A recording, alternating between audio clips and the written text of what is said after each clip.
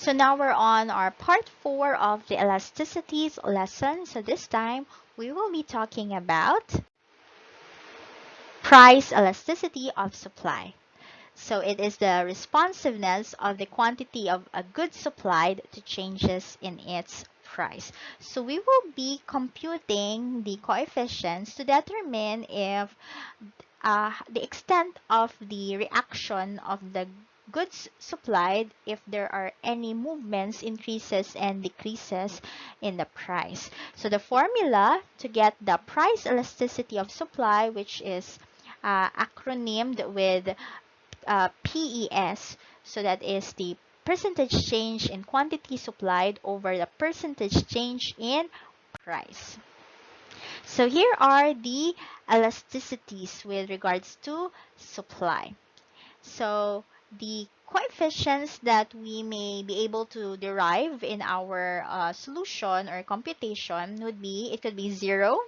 So it means it's perfectly inelastic. It could be 0 and 1, between 0 and 1. So that's inelastic. So it means that's lesser than 1.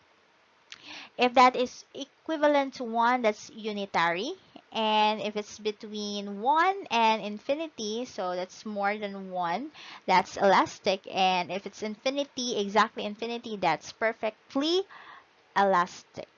So here are the diagrams in terms of the supply. So remember that the supply is an upward sloping function because the relationship between the price and the quantity supplied is direct, which means that if the price increases, the sellers or suppliers are more willing to supply the goods, so the supply will increase.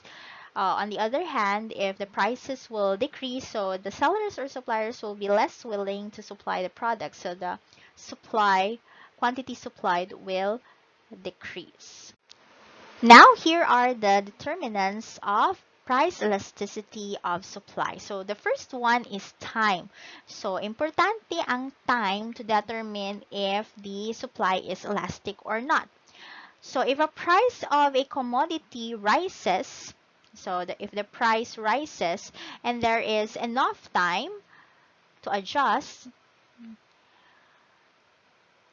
the outputs, then the elasticity of supply, the price elasticity of supply will be elastic. Okay? So, maka-adjust pa.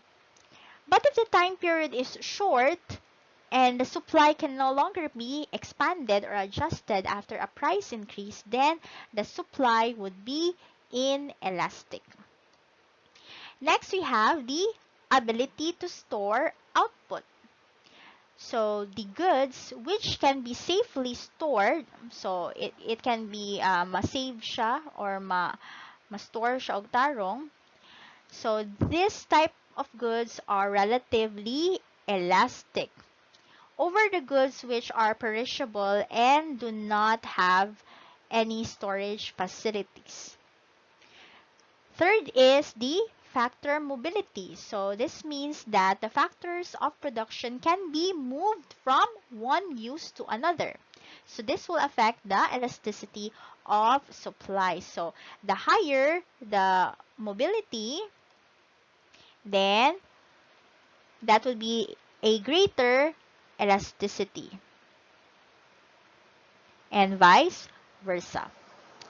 Then you have the availability of infrastructure facilities. So if the infrastructure facilities are available for expanding output of a particular good in response to the rise in prices, then the elasticity of supply will be relatively more elastic.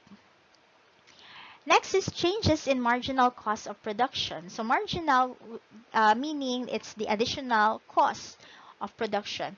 If within the expansion of output, the marginal cost increases and the marginal return declines, the price elasticity of supply will be less elastic. So less elastic. Next is you have excess supply. So when there is excess capacity and the producer can increase output easily to take advantage of the rising prices, then the supply is relatively more elastic.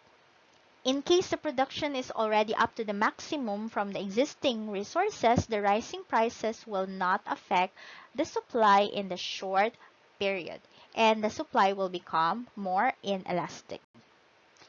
Then we have the agricultural or industrial products. Now lastly, we have the agricultural or industrial products. So the agricultural or industrial products can affect the price elasticity of supply. So in agriculture, time is required to increase output in response to the rise in the price of the goods. The supply of agricultural goods is fairly inelastic. So as regards to the supply of manufactured consumer goods, it is comparatively easy to increase production in a short period. Now let's compute the price elasticity of supply.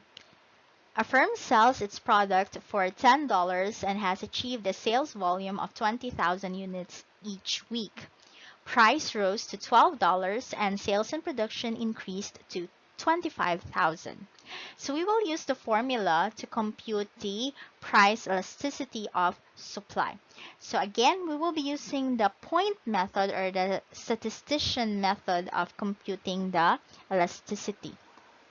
So here we are computing the quantity supplied. So this is our quantity supplied to, and our original quantity supplied 1 here is 20,000. And here our denominator is quantity supplied 1. So we have here 5,000 increase over our base, which is 20,000. So there is an increase or a positive sign coefficient. So we have 25% increase.